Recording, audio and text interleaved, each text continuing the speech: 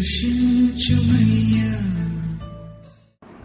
మన ప్రభు అయిన రక్షకుడైన యేసుక్రీస్తు పరిశుద్ధ నామములో మీ అందరికీ శుభములు తెలియచేయచ్చు ఉన్నాం. మీరందరూ ప్రభు యొక్క కృపను బట్టి క్షేమముగా ఉన్నారని ఆశిస్తూ ఉన్నాం. ఈరోజు బలపరిచే వాక్యము మత్తయి సువార్త 14వ అధ్యాయము 27వ వచనము.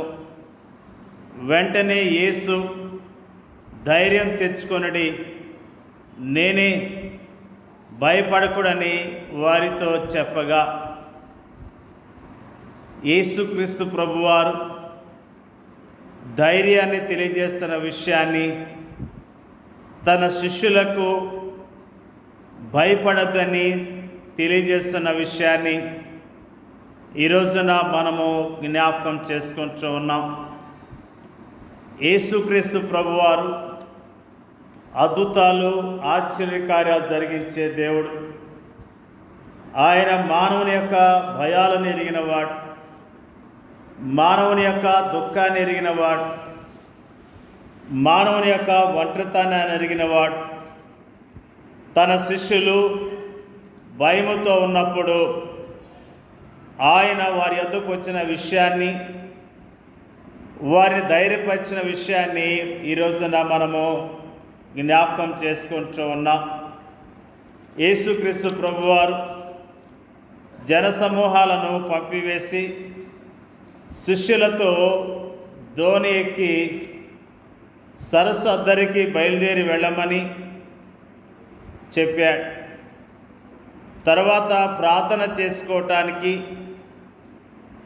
ఆయన కొండ మీదకి వెళ్ళాడు.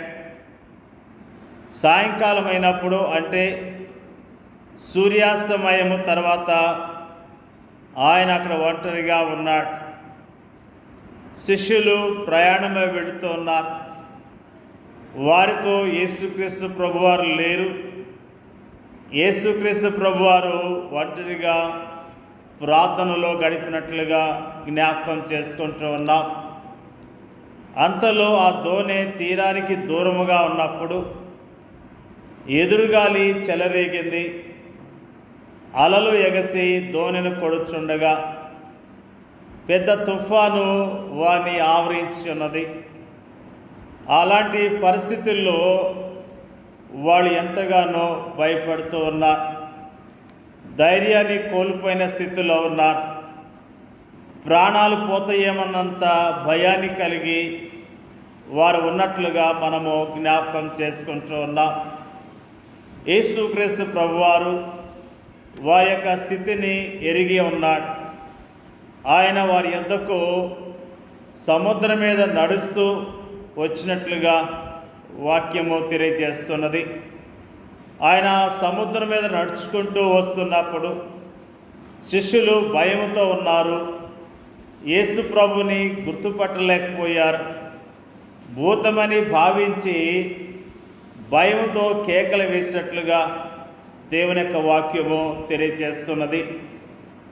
యేసుక్రీస్తు ప్రభువారు వారి భయాన్ని గ్రహించి, నేనే, భయపడకండని చక్కని మాటలు వారికి తెలియజేశాడు.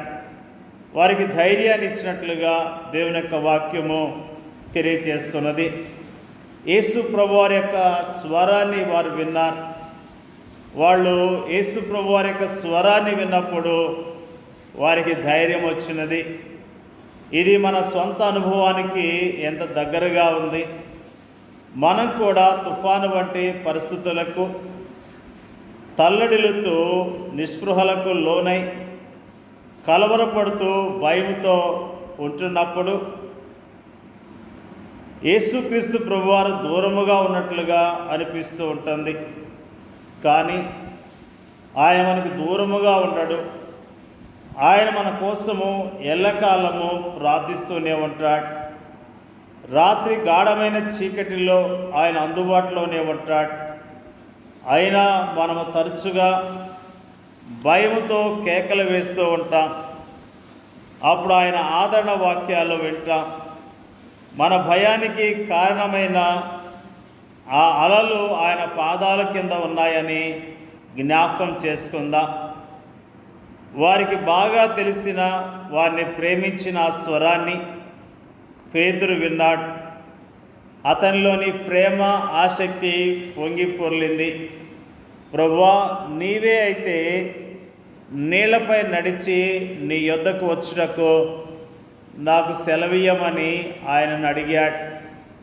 పేతురు మాటల్లోని నీవే అయితే అన్న మాటలు పెద్దవి చేసి దాన్ని అతని అల్ప విశ్వాసముగా చూడక ఆయన దగ్గరకు వెళ్ళటానికి సెలవిమ్మని విన్నపంలోని గొప్ప నమ్మకాన్ని మనము చూడాలి.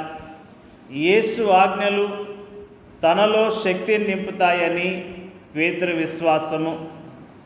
ఆయన ఆజ్ఞాపించిన ప్రతి దానికి తగిన శక్తి ఆయన మనకు అనుగ్రహిస్తాడు. యేసుక్రీస్తు ప్రభువారు పేతుర్ని నేల మీద నడుచుకుంటూ రమ్మని పలికినట్లుగా మనము జ్ఞాపకం చేసుకుంటూ ఉన్నాం. పేతురు యేసుక్రీస్తు వారి వైపు చూస్తూ నీటి మీద నడవటం మొదలుపెట్టాడు. యేసు వైపు తన దృష్టిని ఉంచినంతసేపు చక్కగా నడవగలిగాడు. ఎప్పుడైతే తన దృష్టిని ప్రక్కకు మరలించాడో అతని జీవితంలో అవిశ్వాసం కలిగింది. నీటిలో మునిగిపోవటం మొదలుపెట్టాడు. ఆ సమయంలో పేతురు భయముతో ప్రభువా నన్ను రక్షించు అని కేకలు పెట్టాడు. వెంటనే ప్రభు తన చెయ్యి చాచి అతన్ని పట్టుకొని అతని అల్ప విశ్వాసానికి అతన్ని గద్దించాడు.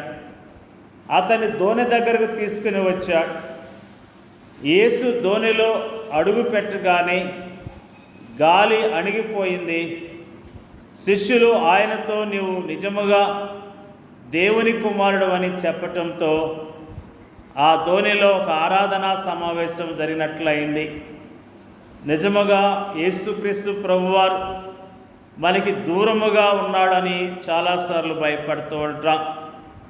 యేసు ప్రభువారిని మన జీవితాల్లో ఎప్పుడైతే చేర్చుకుంటామో, ఎప్పుడైతే ఆయనందు స్థిరమైన విశ్వాసం ఉంచుతామో మన జీవితంలో ఉన్న తుఫానులు వెళ్ళిపోయి నెమ్మదిని ఆయన కలిగిస్తాడు, సమాధానాన్ని కలిగిస్తాడు, ఆదరణ ఇస్తాడు. ప్రియ సహోదరి సహోదరుడా, నువ్వు తుఫానులో చిక్కబడి ఉన్నావేమో, నన్ను ఎవరు విడిపించేవారు లేరని బాధపడుతున్నావేమో, ఈరోజే యేసు ప్రభు యొద్దకు రా. ఆయన్ని జీవితంలో చేర్చుకో. ఆయనందు విశ్వాసం ఉంచుము. ఆయన నీకున్న తుఫాన్లు తొలగించి నీ జీవితంలో నెమ్మది, సంతోషము, సమాధానం ఇవ్వటానికి ఆయన సిద్ధముగా ఉన్నాడు. ప్రభు మీద ఆధారపడదాం. ప్రభు యందు విశ్వాసం ఉంచుదాం. ప్రభు నామములో మనకున్న తుఫానుల నుండి విడిపించబడి దేవుని కొరకు జీవిద్దాం. దేవుడి యొక్క వాక్యాన్ని దీవించునుగాక. పరిశుద్ధులైన మా తండ్రి, నీకు వందనాలు, స్తోత్రాలు. ప్రభువా, నీవు ప్రేమించే ప్రజలను విడిచిపెట్టే దేవుడు కాదన్న విషయాన్ని మాకు తేటగా తెలియజేసిన విధానం బట్టి నీకు వందనాలు తెలియజేస్తూ ఉన్నా. ప్రభువా, శిష్యులు ఆ తుఫానులో చిక్కుకున్నప్పుడు ప్రభువా మీరు అక్కడికి వచ్చి వారికి ధైర్యాన్ని ఇచ్చిన విషయాన్ని మాకు తేటగా జ్ఞాపకం చేసినందుకు నీకు వందనాలు. వారికి ధైర్యాన్ని ఇచ్చావు, వారికి నెమ్మదినిచ్చావు, వారికి సంతోషాన్ని ఇచ్చావు, వారికి కాపుదలు ఇచ్చిన విషయాన్ని బట్టి నీకు వందనాలు తెలియజేస్తూ ఉన్నాం. మా జీవితాల్లో కూడా నీ వైపు చూస్తూ విశ్వాసంతో చక్కగా నడవటానికి కావలసిన శక్తిని, బలాన్ని మాకు దయచేయండి అయ్యా. ప్రార్థన చేయించున్నాం. వాక్యం వింటున్న వారందరినీ జ్ఞాపకం చేసుకోండి. వారి కుటుంబాలను దీవించండి. వారికి ఉన్న అవసరాలు మీరు తీర్చండి అయ్యా. ప్రార్థన చేయించున్నాం. రకరకాల తుఫాన్లు చిక్కుకొని అయ్యా పడి ఉన్న బిడ్డలు మీరు జ్ఞాపకం చేసుకోండి అయ్యా. ఆ తుఫాన్ నుంచి వారిని విడిపించి వారిని ప్రభువా బలపరచండి అయ్యా. వారిని ఆదరించమని ప్రార్థన చేయించున్నాం. మా దేశంలో ఉన్న క్రైస్తవులను జ్ఞాపకం చేసుకోండి. ఒక్కొక్కరిని బలపరచండి, ధైర్యపరచండి. నీ కొరకు యోగ్యంగా బ్రతకడానికి మీరే సహాయం చేయండి అయ్యా. నీకు వందనాలు తెలియజేస్తున్నాం. మాకు ఇచ్చిన చక్కని వాక్యాన్ని బట్టి వందనాలు తెలియజేస్తూ మా ప్రార్థన అంగీకరించమని యేసుక్రీస్తు నామములో అడిగి వేడుకొంచున్నాం తండ్రి. ఆమేన్.